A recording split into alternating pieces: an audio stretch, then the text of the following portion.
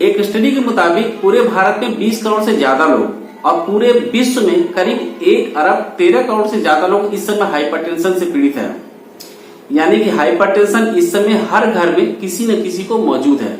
ये एक ऐसी बीमारी है जो हमें आगे चल के ब्रेन स्ट्रोक या हार्ट अटैक या किडनी फेलियर कई सारी बीमारियों का होने का खतरा कर देती है। तो दोस्तों आज हम बात करेंगे हाइपरटेंशन के बारे में कि हाइपरटेंशन होता क्या है, हाइपरटेंशन होने के क्या क्या कारण हैं, इसकी नॉर्मल वैल्यूज क्या है, इसके होने के क्या क्या कॉम्प्लिकेशन होते हैं, अपनी लाइफस्टाइल में चेंज करके हम इसे कैसे कंट्रोल कर सकते हैं, इसका ट्रीटमेंट क्या है और हाइपरटेंशन यदि आपको होता है तो इसका डायग्नोसिस कैसे कर सकते हैं। तो नमस्कार दोस्तों, मैं डॉक्टर रविकांत आप सभी का अपने YouTube channel health and homeopathy में स्वागत करता हूं। दोस्तों आगे बढ़ने से पहले एक रिक्वेस्ट है, अगर आप इस चैनल पर नए हैं और आपने इस चैनल को अभी तक सब्सक्राइब नहीं किया है तो प्लीज इस चैनल को सब्सक्राइब करें, साथ ही बेल आइकन को जरूर दबा दें जिससे कि मेरी आने वाली सभी वीडियो की नोटिफिकेशन आप तक पहुंच सके। इस वीडियो को अपने फ्रेंड्स के साथ, अपने रिलेटिव्स के साथ ज्यादा से ज्यादा शेयर करें जिससे कि इसमें दी गई इंपॉर्टेंट इन्फॉर्मेशन उनके पास भी पहुंच सके और साथ ही वो भी इसका लाभ उठा सके। तो दोस्तों चलिए शुरू करते हैं। हाइपरटेंशन, हाइपर मतलब ज्यादा और टेंशन मतलब तनाव, यानी कि ज्यादा तनाव जब आपके आर्टरीज पर पड़ता है उसे ही हम कहते हैं हाइपरटेंशन, यानी कि बढ़ा हुआ ब्लड प्रेशर।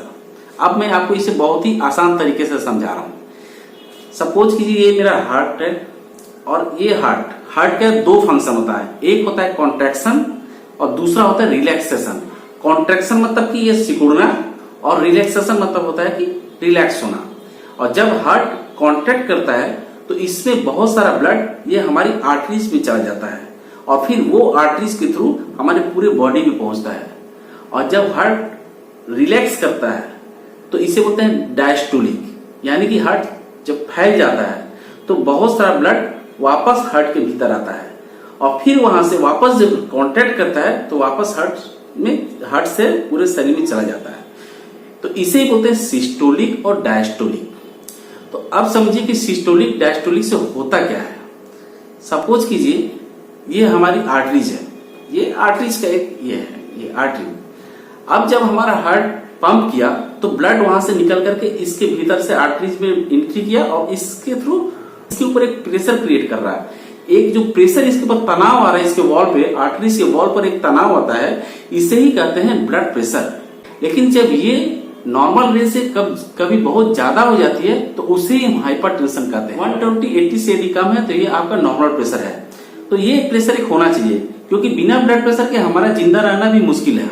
ब्लड प्रेशर से क्या होता है कि हार्ट ब्लड पंप करता है और पूरे शरीर में oxygen, hormones, vitamin, minerals, nutrients इसकी सप्लाई करता है। हमारे पूरे बॉडी में एक एक टिश्यू तक, एक एक सेल तक हमें ऑक्सीजन पहुंचाता है, मिनरल्स पहुंचाता है, न्यूट्रिएंट्स पहुंचाता है। इसलिए ब्लड प्रेशर ठीक है।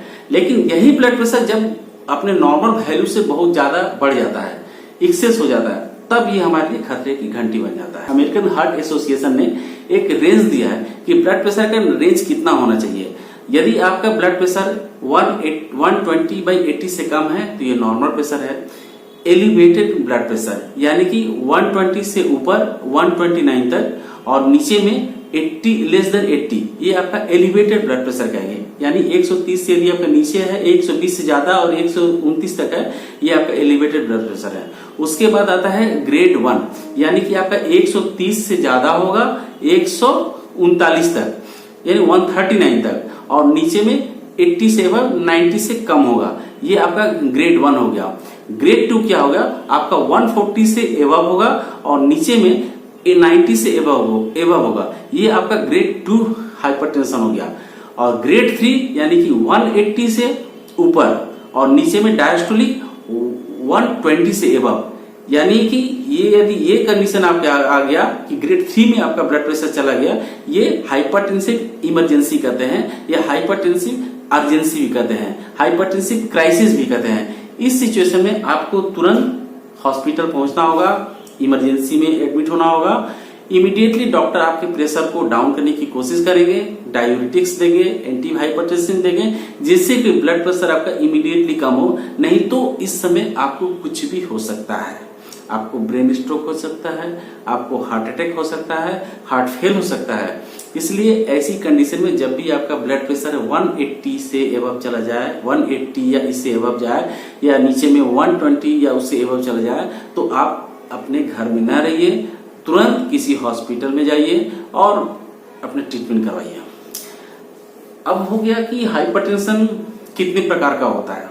तो हाइपरटेंशन दो तरह का होता है, एक होता है प्राइमरी हाइपरटेंशन और दूसरा सेकेंडरी हाइपरटेंशन। प्राइमरी हाइपरटेंशन इसे इसेंशियल हाइपरटेंशन कहते हैं। इसका कोई भी कारण नहीं होता। 95% पेशेंट ऐसे होते हैं जिनका कोई कारण पता नहीं चलता है, और 5% केसेस ऐसे होते हैं जिनमें कोई ना कोई कारण मौजूद होता है, प्रेशर बढ़ने का कोई ना कोई कारण मौजूद होता है। इसे सेकेंडरी हाइपरटेंशन कहते हैं। इसमें क्या क्या कारण हो सकते हैं आपको? तो आपका किडनी डिजीज हो सकता है आपको, दूसरा आपको थायराइड की समस्या हो सकती है, तीसरा आपको एड्रेनल ग्लैंड में ट्यूमर हो सकता है, चौथा स्लीप एपनिया की शिकायत हो सकती है, आप ओटीसी ड्रग लेते हैं यानी कि आप पेन किलर खाते हैं, आप बहुत तरह के स्टेरॉइड लेते हैं, आप कोकीन लेते हैं, और यदि आपको ओबेसिटी है, तो ऐसे बहुत सारे फैक्टर्स हैं जिनके द्वारा सेकेंडरी हाइपरटेंशन होता है।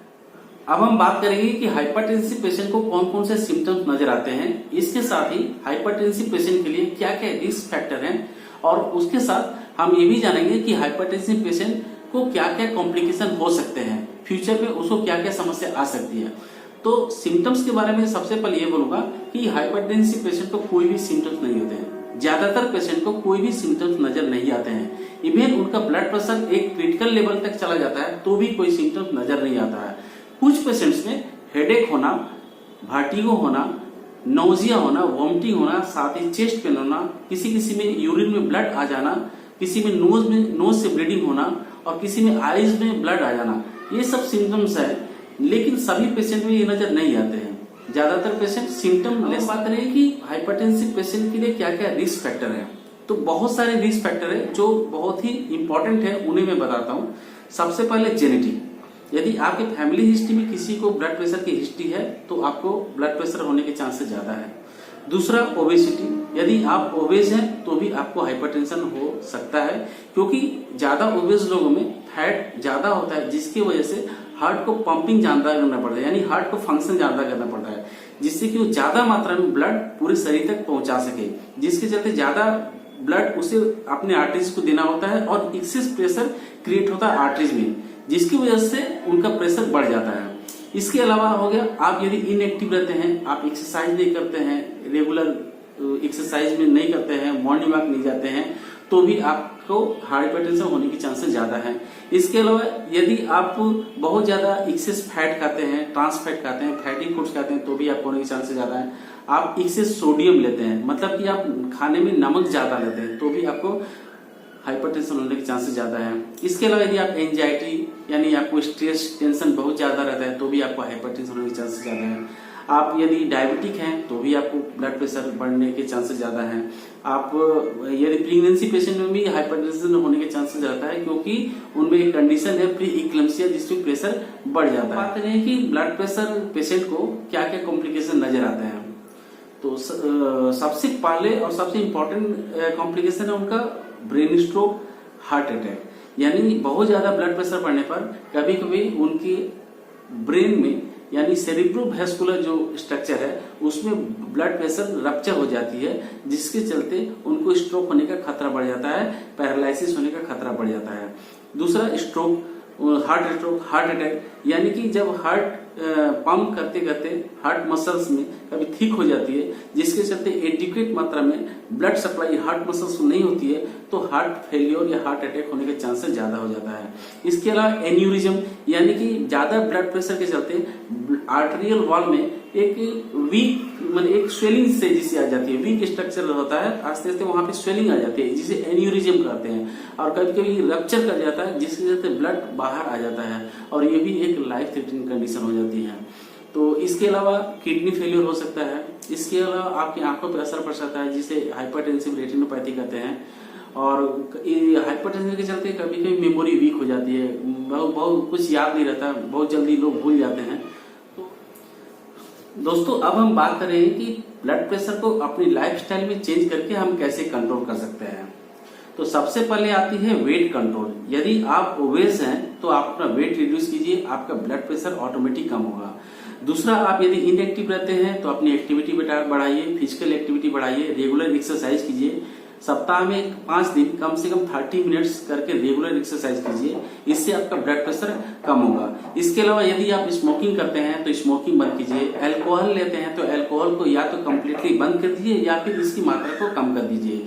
इसके अलावा आप भरपूर नींद लीजिए। भरपूर नींद लेने से आपका टेंशन तनाव कम होगा और ब्लड प्रेशर आपका कम होगा। और अब हम बात करें कि आप ब्लड प्रेशर यदि बढ़ता है तो आप इसे कैसे डायग्नोस कर सकते हैं, आपके डॉक्टर इसे कैसे डायग्नोस करते हैं। यदि आप डॉक्टर पर जाते हैं, ब्लड प्रेशर पहली बार यदि आपको पकड़ में आता है कि ज्यादा बढ़ा हुआ है, तो डॉक्टर आपको बोलेंगे कि कम से कम सप्ताह में 2-3 बार और चेक कीजिए। यदि 2-3 बार भी यदि ब्लड प्रेशर आपका बढ़ा हुआ है, तब डॉक्टर आपको कुछ टेस्ट करेंगे। टेस्ट में क्या हो सकता है, ब्लड टेस्ट में यूरिया, क्रिएटिनिन, आपका सोडियम, पोटेशियम, इसके अलावा यूरिन टेस्ट करने को बोलेंगे, ईसीजी करने को बोलेंगे, इकोकार्डियोग्राफी करेंगे। ये सब टेस्ट करने के बाद वो एक एग्जैक्ट एक डायग्नोसिस पर आएंगे कि आपका क्या प्राइमरी हाइपरटेंशन है या फिर सेकेंडरी हाइपरटेंशन है। मतलब कि किसी कारण से आपका ब्लड प्रेशर बढ़ा हुआ है या फिर एक ऐसा जो बिना किसी सिम्टम, बिना किसी कारण के बढ़ता है, जिसे हम प्राइमरी हाइपरटेंशन कहते हैं, वो है। इसके बाद आपकी मेडिसिन वो स्टार्ट करेंगे। मेडिसिन में क्या क्या होती है, तो एलोपैथी में बहुत सारी मेडिसिन है, जैसे कि डायबिटिक्स है, बीटा ब्लॉकर है, अल्फा ब्लॉकर है, कैल्शियम चैनल ब्लॉकर है। तो ये सब मेडिसिन है जो डॉक्टर्स डिसाइड करते हैं कि कौन सी देना है, कौन सा नहीं देना है। और होम्योपैथी में यदि हम बात करें तो होम्योपैथी में अकॉर्डिंग टू पेशेंट के सिम्टम्स के ऊपर डिपेंड करके हम मेडिसिन देते हैं।